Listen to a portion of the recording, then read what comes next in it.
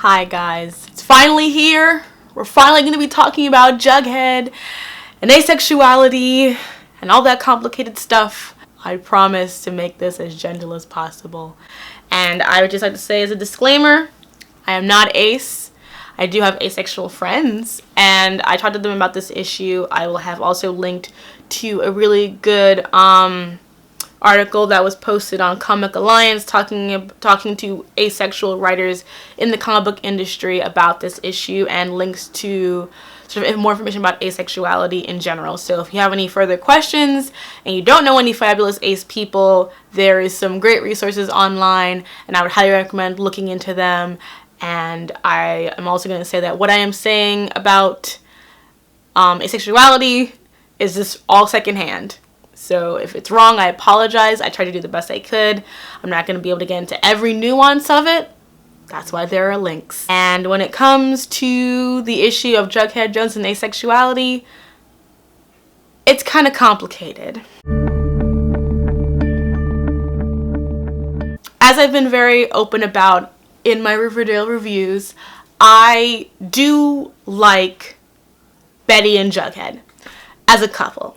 I have always liked them as a couple, even from when I read the comics. I've been reading the comics for years. I'm a big fan of Archie comics. I love the dynamic between those characters, and I was very excited to see that in the show. However, it was disappointing because the result came of losing Jughead's asexuality, and that kind of led to a whole issue of Jughead and what his sexuality means in the larger span of his history as a character. And to do that, we kind of have to break down what Jughead has been for many, many years and what he kind of has recently become in the last about 3 years. The character of Jughead, aka Forzai Pendleton Jones III, was created in 1941. He has sort of always been characterized as being a very, very vivacious eater. He has his dog named Hot Dog. He got a sister named Jelly Bean. He's always been smart, clever, sarcastic, very smarmy, and he loves food, but he does not care for girls. More so, he doesn't care for how stupid he sees relationships make his best friend, Monsieur Archie Andrews, who is, goober number one in Goober Town. Which then takes us to the issue of Jughead's relationship with women. A hot topic of controversy for many, many years. To a degree, some people would claim that Jughead was kind of misogynistic, especially earlier on in his character run. He is very much antagonistic in a lot of ways towards Veronica, but he's always kind of liked and cared for Betty. Not necessarily in a romantic way, but he's always kind of made it clear that if Archie was going to pick someone, Betty would be the preference, and that Betty is the one he sort of has given his seal of approval to, in terms of if you're going to be with a girl, why not Betty? She can cook and she can do automatronics and stuff. She's super smart. Betty has always been kind of the one girl he's been nice to. There's also Big Ethel, who has always had a crush on Jughead, but he is nah girl, no thank you. In sort of the later 80s and 90s, there were these girls that kind of got thrown in with him. There were Debbie and Joni, who kind of got introduced as characters that Jughead had dated, but it was pretty much a one-shot sort of comic book issue. And in the Life with Archie series, he gets married to Midge, who is traditionally Moose's girlfriend in the comics, but they end up breaking up and Midge ends up hanging out with Jughead and they get married. Jughead has had romantic interests, especially in the 90s and 2000s. They made it clear that Jughead does have an interest in women, just not to the degree that Archie and Reggie do, where it consumes their everyday longing. And it also could just be a fact that maybe Jughead sees himself as an outsider and maybe doesn't see any of the girls there as having an actual connection with him. However, because Jughead's relationship with women is much more recent, for a long time there was a huge assumption that Jughead was gay. Now, this is kind of sort of the default idea for any guy who's not interested in women. In my opinion, the reason why I don't see Jughead as a gay, as in interested in male character gay man, is because there is no inclination that he's interested in men or women. I mean, his irritation towards Archie does not seem to stem from, oh, I wish Archie would give me more attention. It's more like, you're an idiot and I hate being around your idiot bullshit. You know, he's not exactly like snuggling up with Reggie or anyone else. He's a very introverted character. And while for me, where I never saw his queerness as being queer equals gay, as in likes men, I did always see Jughead as not really being interested in anybody. And I never questioned that. That's the thing. I never once questioned, like, why isn't Jughead dating anyone? And I think that there's this assumption that young people assume that everyone is in a relationship. Like, to me, Jughead had friends and not a girlfriend was not weird. And, you know, the comics as they got further in, well, when they had characters like Kevin Keller, they were more open to having gay characters, and Jughead still wasn't gay then. That changed during the modern relaunch of Archie comics. In 2016, Jughead got his own comic book series as part of this huge revamp to the Archie universe, and this version of the character was written by Chip Zdarsky. I think that's right. He is the writer of Sex Criminals. And in his version of Jughead, Jughead is an aromantic asexual, which means he has no interest in romantic relationships or sexual relationships. It's its own kind of spectrum in the asexuality spectrum. This version of Jughead has been really successful because, one, the writing for it is great, and Jughead himself is a really interesting character, and on the other hand, it was this really amazing representation for a sexuality that a lot of people still really don't understand or know how to represent. I think, you know, the first major asexual character that I remember watching and being like, oh, this is done really, really well, was Todd in BoJack Horseman. His coming out as being asexual was done really, really well and really nuanced. And I know a lot of ace people who were like, that's it. That's me. Todd's character is asexual, but he's not aromantic like Jughead would be. And to have a character who's not interested in romance or sex be seen in a normalized way is very, very important, because for a lot of asexual people, there is this idea that they are not normal and that there's something wrong with them and they just need the right person to come along and fix them. And so Jughead has become a very important character for ace people in that regard. And that's why they were really excited when Riverdale was announced, because they thought, oh great, we have had a really successful ace character in Jughead, and now this show that's inspired by these really successful comics is going to want to take that and adapt it into their series, right? Right? I think the problem with Riverdale's whole Jughead ace issue is that for a long time, Cole Sprouse, who plays Jughead, was talking about how important and how much he was fighting for asexual Jughead. And he was sort of giving a lot of hope to me and other fans who were coming in thinking that they weren't going to do it, but hearing Cole talk about it and hearing about the passion he had about it made us all kind of feel like, okay, they're going to work on it. Like, maybe they're not going to do it this season, but they're going to lead up to it eventually, because you don't have to kind of rush into that kind of thing anyway. And then Bughead happened, and it became very clear very quickly that Jughead was straight.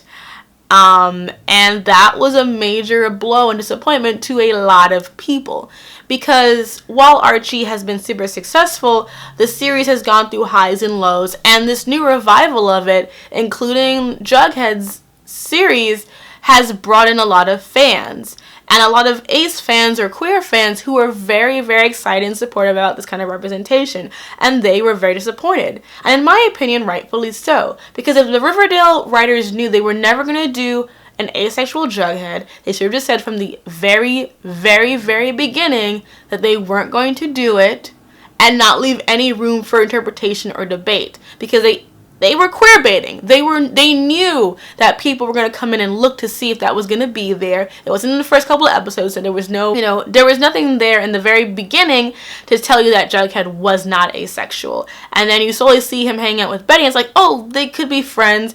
They could be, and the thing about it too is that Bughead happening does not mean that Jughead couldn't be asexual. And I think for a very long time, I had been personally holding out hope that Jughead would be a hetero-romantic asexual. Liked romance, liked being with someone, or a demi-romantic asexual, and he was just really into Betty, and that was his thing. But then the finale, when they was down to, I was like, well, that's not happening. And to me, as much as I like Bughead, and I really, really do, Bughead is not revolutionary. Having two really cute white characters be in love with each other, as cute as they are, as well written as it is not revolutionary. It is not new. It is not nuanced. It's nice, but in the words of Derek from Swan Princess, what else is there? What I find the most problematic about the change in Jughead sexuality, in terms of this modern, adaptation of Archie, not one that had been made years ago, in which I would understand them wanting to go the more traditional route with his sexuality. If this had been done, 10 years ago, I totally would see them being like, Jughead is gay, or Jughead is straight. Because the idea of Jughead being ace, while it made sense, was not really a strongly held opinion as it is now. But I think what's frustrating to me about the decision of the writers in this regard is that they clearly understand the need to modernize Riverdale, added more diversity of race, made Moose a bisexual character, even though it wasn't done well, making sure that Kevin Keller was a member of the main cast, even though, again, wasn't done well, but they understood it needed to be done. So they understand that they need to have diversity in terms of sexuality and race and gender, and yet they did not make Jughead asexual. And the reason they didn't make Jughead asexual is because they don't know how. I say they don't know how because people still don't understand how asexuality works. So, in case you do not know, here's a very, very brief, rough outline that I will read to you because it's better than me just saying it off the top of my head. What is asexuality? Good question. The lack of sexual attraction to anyone, or low or absent in or desire for sexual activity. So it's someone who basically either has no sex drive or has a very low or inactive sex drive in general, or lacks a desire for sex. And the thing about asexuality is that it's a very varying spectrum. There are asexuals that masturbate. There are asexuals who have sex because they love their partner. There are some asexuals who are disgusted by sex. There are some people who are asexual and have intellectual attraction towards people and not a physical one. There are people who are attracted to people for aesthetic reasons and not sort of sexual reasons. There are people who are sexual who have sex because they want to have kids. There are so many differentiation degrees of it. You can be bisexual and asexual. You can be homosexual and asexual. You can be heterosexual and asexual. It's a very broad spectrum. But it is a very small minority group within a minority group. And it's that lack of sex that I think confuses people. Because in our society, relationships and sex are so deeply intermingled. That passion, that chemistry is so often translated into sexual need and desire that people who don't have that desire in them, we see them as abnormal. And even our attitudes towards sex, as much as we want to pretend that we're progressive, it's like, you don't want to have sex, you're a prude. You want to have too much sex, you're a slut. I was at this event for Adorned by Chi, and there was a beautiful woman there who talked about how she is, a black woman who, when she says she's not interested in sex in a relationship, they're like, well, what are you interested in? And she's like, everything else. Sex does not equal a relationship, let alone a healthy one. And anyone who's had sex knows that. And yet, we and the CW especially run on the idea of teenagers just going out and having sex. And I think that the writers and the show really did not know how to write Jughead in a way that did not involve him needing to fuck somebody. To me, that's the biggest problem with this whole issue, is that they just didn't know how to do it, and so they decided they just wouldn't do so at all. And that's a huge problem. How are we ever going to have progress in terms of asexuality representation if you're just like, I don't know how to do a relationship without sex, I'm tapping out, I can't handle it. It's immature, and it's very saddening because, you know, even in Riverdale, like, we started off the series with Archie having a sexual relationship with his teacher. For what reason? There was absolutely no reason for him to have that relationship other than sexual drama that's, you know, dumb. And yet that's what we were given. Even though Jughead has not been asexual for the majority of his existence, and even though that canonical asexuality is from one canon in his long span, it is an important one. And it is a label that literally does not change anything about who Jughead is. Jughead, it can be clever, he can be sarcastic, he can love food, he can have great solid friendships, and be an aromantic asexual. Literally nothing changed in Jughead besides putting a name to something that he is, when you think about it, what he's always been. And the only thing that has changed that is that now there is this idea of him being with Betty that is hot and cute and whatever, and that's really great, but we have lost something here, and that cannot be ignored no matter how much you like Bughead and how much you like the relationship between the two actors and the characters, like myself. I like Bughead a lot. I like the chemistry. I like the acting. I think their kissing scenes are so fucking epic. But at the same time, we can like it and acknowledge that what the asexual community lost is more than what we are gaining by having this cute ship around. And it is not to say that you can't like Bughead, but you gotta like it with your eyes open and like it understanding that people are rightfully upset because they queerbaited them into coming into the show and not just telling them from the very beginning that they weren't going to be represented. And then now they have this giant fan base that is telling them to get over themselves because Bughead is great, even though they have so little representation. Not even the GLAAD. GLAAD puts out a compilation of sort of like the diversity on television. There is no section for asexuality. There is no section to talk about asexual characters in that list. At least not the one I looked at from this past year. They also had fucking, you know, diversity points for Supergirl with Florida Lima, even though she's not fucking a woman of color, but that's not my business. So yeah, to me, it's a factor of recognizing that Jughead's asexuality was an important stamp on his character that was washed away because the writers just did not know how to deal with that. And that should be seen as a fault. And I hope that in the future, writers will be brave enough to understand that being asexual does not mean that they can't have interesting storylines, great character, and even have healthy relationships. Because sex does not equal a relationship.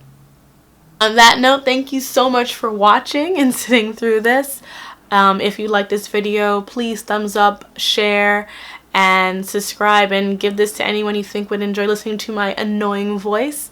And the next thing we will be talking about will be that Once Upon a Time finale. Yeah.